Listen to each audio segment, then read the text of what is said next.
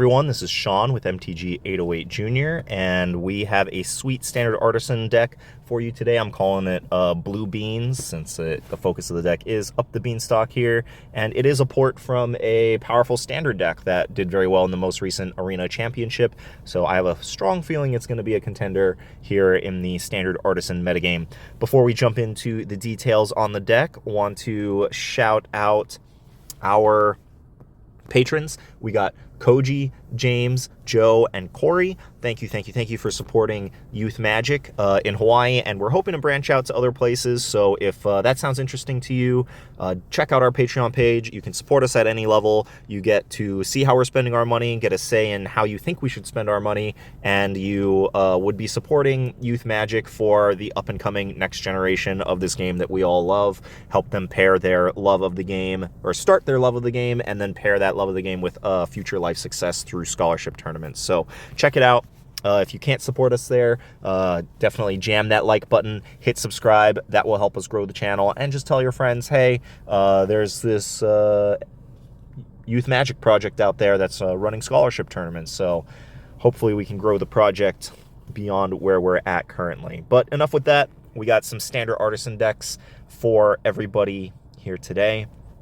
I've heard this deck go by many different names. I'm calling it Blue Beans, just because the focal point is up the beanstalk. I've heard it called Simic Terror. Call it what you will. It has been doing very well in Standard lately, and so I want to share it with you guys today. So, focal point of the deck, up the beanstalk, super powerful enchantment, 1 and a green for an enchantment. When it enters, or when you cast a spell with mana value 5 or greater, draw a card.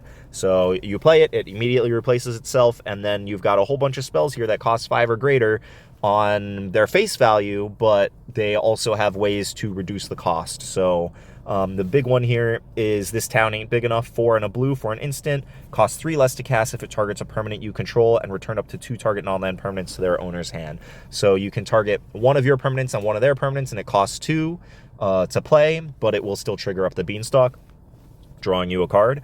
Or you can target 2 of your own permanents and it'll still cost 2. Or if you're later in the game, you can pay the full 5 to return 2 of their permanents. In whatever case, you're always drawing a card with up the beanstalk if you are casting this with it in play. So that's one of the payoffs for up the beanstalk. The other one here is Tolarian Terror, 6 and a blue. For a 5/5 Serpent, it costs 1 less to cast for each instant and sorcery in your graveyard, and it has Ward 2. So the deck is built around filling up the graveyard with instants and sorceries, so probably, hopefully around turn 3 or 4, you're able to play this thing for much less than 7 mana, and definitely trigger up the beanstalk in the process. And then you've got a 5/5 Ward mucking up the board. So the last payoff here is Eddie Merc Crab, 5 blue, so also 7 mana. Will trigger up the beanstalk. For a 5/5 Elemental Crab with Flash, costs 1 less to cast for each instant and sorcery in your graveyard, just like Tolarian Terror, and it enters tapped if it's not your turn, but when it enters, you tap up to 2 target creatures. So once you fill up your graveyard full of instants and sorceries, you should be able to start slamming these guys down for cheap. If they try and throw removal at it, you can return it with This Town Ain't Big Enough, or hopefully you're just restocking your hand by triggering up the beanstalk a bunch of times. That's the core of the deck. The rest of the deck is enabling that. So we've got a bunch of cantrips here. Cantrip is a term in Magic for a card that, a cheap card that replaces itself. So Opt here, 1 blue for an instant, scry 1 and draw a card, was reprinted recently in Foundations. So that is now in Standard. So it's an instant, goes to your graveyard, makes your expensive creatures cheaper, and it helps get you through your deck to other important cards. Sleight of hand similar, 1 blue for a sorcery. Look at the top 2 cards, put 1 in your hand and the other on the bottom of your library. Go digging for whatever you need, and adding a sorcery to your graveyard in the process. We've also got Bushwhack, sorcery, choose 1. For 1 green sorcery, choose 1, search your library for a basic land, reveal it, put it into your hand, then shuffle, or target creature you control fights target creature you don't control. So the deck with those cards, I started with those because the deck is only playing 17 lands, and that is an absurdly low number of lands. Like, not even the mono red deck plays 17 lands, but this deck gets to play Bushwhack and these keep cheap cantrip spells that help find you lands, and so more of the deck can be instants and sorceries to help enable your Tolarian Terror and Eddy Merc Crab. So you're gonna be keeping a lot of like sketchy one-land hands, but hopefully you'll have like Opt or Sleight of Hand or Bushwhack or this next card, Seed of Hope, that can help get you to drawing more lands while still filling your graveyard with instants and sorcery. So Seed of Hope, 1 green instant, mill 2 cards. You may put a permanent card from among the milled cards into your hand and you gain 2 life. So hopefully the numbers in the deck are leave me a little worried about Seed of Hope always hitting a permanent, right? Because you're only milling 2 cards. You have to pick a permanent from those 2 cards, which means creature or up the beanstalk or a land. And there are 17 plus 8, 25, 29, plus 2 Sinote Scouts, plus Philology Archaeologist. So there's 34 cards in the deck that count for Seed of Hope. So you should be able to hit pretty often, but I did like tweak the numbers a little bit to try and pad that. So, but we are only playing 2 Seed of Hope because it's not guaranteed that you're gonna get a card back from it. So those are your super cheap ways to kind of dig deeper into your deck. There's a 2-cost way to dig deeper into your deck and milling. Say its name, 1 and a green for a sorcery, mill 3 cards, then you may return a creature or land card from your graveyard to your hand, exile, well, I'll go over the last part of that text in a minute. So the main reason we're playing this is mill 3, get back a creature or land from your graveyard. Notably, it does not have to be from among the milled cards, though ideally you will be milling something. But later in the game, if they've killed a bunch of your Tolarian Terrors or Eddy Merc Crabs, you can start getting them back with Say Its Name. The second part of this card says if there's 3 or more Say Its Name in your graveyard, you can exile them to go get, what is it, Altanak the Thrice Called. Thought about putting one of those in the deck. I'll pull it up for everybody. Thought about putting one of those in the deck, but ultimately decided that it probably wasn't worth it. But if you wanted to be cute, you could throw one of these guys in. It's a 7 mana 9/9 with trample, and whenever it becomes the target of a spell or ability, you draw a card. So if you want to have that fun of in there to, you know, do the thing with Say Its Name, it's reasonable, but I think that it's not very likely, so I wanted to commit the spot somewhere else. So those are the ways of, you know, digging for lands early in the game, because you're going to most likely keep a hand with not that many lands. A couple other ways to dig: Sinote Scout, including this guy just because I want to try him out. Get another permanent in there that you're happy returning with This Town Ain't Big Enough, and also to up the permanent count for Seed of Hope. But we are only playing 2, kind of see how it goes. I could totally see somebody playing this deck more and tweaking the numbers, but Sinote Scout is a green for a 1/1 Merfolk Scout. When it enters, you explore. Exploring means when it enters, you reveal the top card of your library. If it's a land, you put it into your hand. If it's not a land, you put a +1/+1 counter on this creature, and then you can either keep that card there or put it into your graveyard. So you're either digging for lands, which this deck wants to do early since you're not playing a lot of lands, or you are filling up your graveyard with instants and sorceries, and you get a 1 mana 2/2 in that case. So I think it's a good fit for the deck. Normally, the standard version of this deck plays Storm Chaser's Talent, which is something that you really want to pick up with This Town Ain't Big Enough, but it is a rare, so it's not legal in standard Artisan. So I just wanted to include a couple more cheap ways to turn on This Town Ain't Big Enough. Speaking of which, Philology Archaeologist is the other way of turning on This Town Ain't Big Enough. So 1 and a blue for a 0/3 Human Scout. When it enters, you mill 3 cards. You may put a non-creature, non-land card from among the cards milled this way into your hand. If you don't, put a +1/+1 counter on Philology Archaeologist. There's tons of non-creature, non-land. So what is it? We're playing 17 lands. There's only 25 things that it doesn't hit, so that means there's 35 targets that it does hit. Oh wait, no, there's 30. So it's 30/30, but you're milling 3 cards. So you should almost all of the time be hitting a card with Philology Archaeologist. And then you have a 0/3 body that sits in play.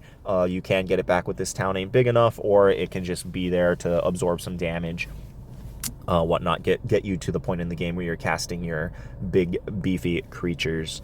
So that's the deck in a nutshell. The last card that I haven't gone over yet is Unsummon. It's just cheap interaction, 1 blue for an instant.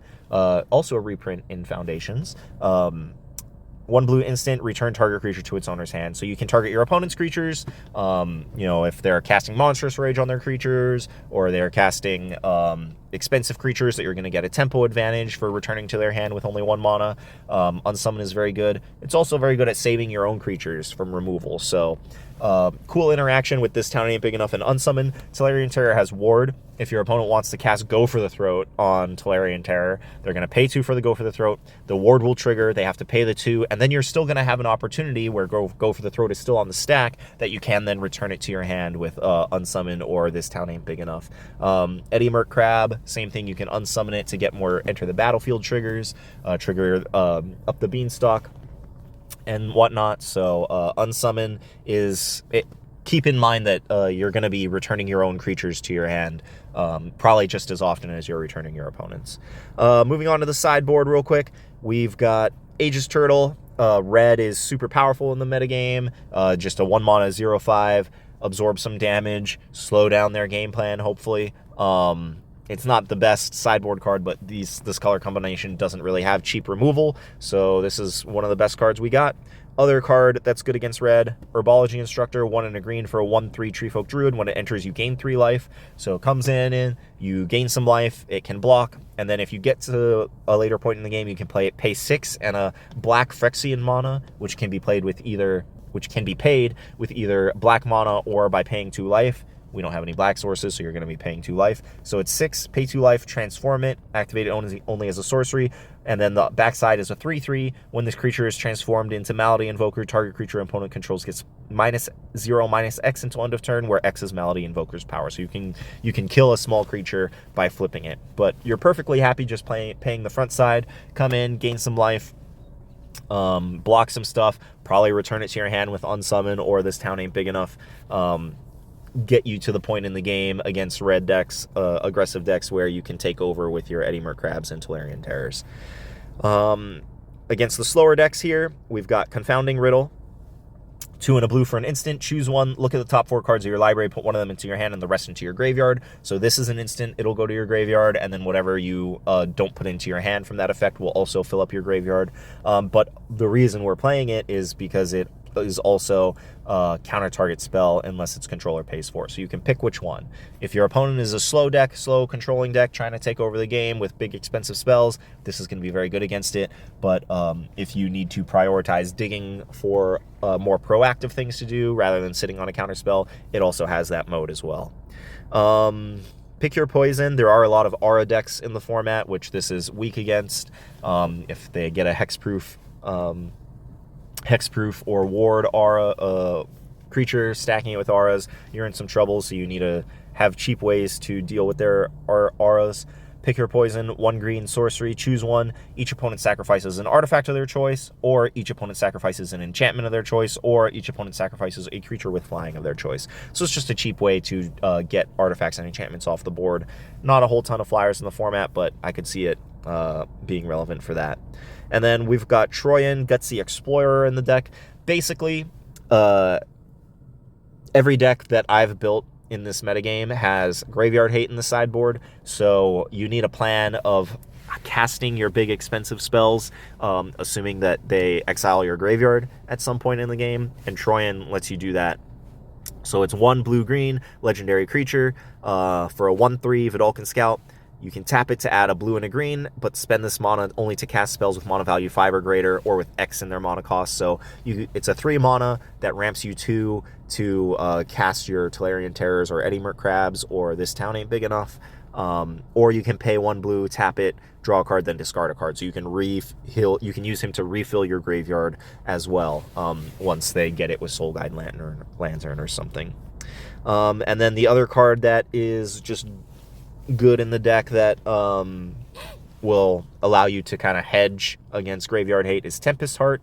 So it's an adventure creature. The adventure side says 1 and a blue for an instant, draw 2 cards, then discard 2 cards, so helps you fill up your graveyard. And then once you cast it as an adventure, it'll stay in exile, and then you can cast the creature side of it for 3 and a blue for a 3/4 trample. Whenever you cast a spell with mana value 5 or greater, put a +1/+1 counter on Tempest Heart. So Tempest Heart and Troyan are there to just kind of like bridge the gap, assuming that your graveyard is going to get nuked. So that's the deck. I think it is a powerful contender. If you get a chance to play with it, let me know what you think, and leave a comment. Let us know what you think of the deck. Hit that like button, hit that subscribe button. Thanks for stopping by, and I will catch you next time. Peace and chicken grease.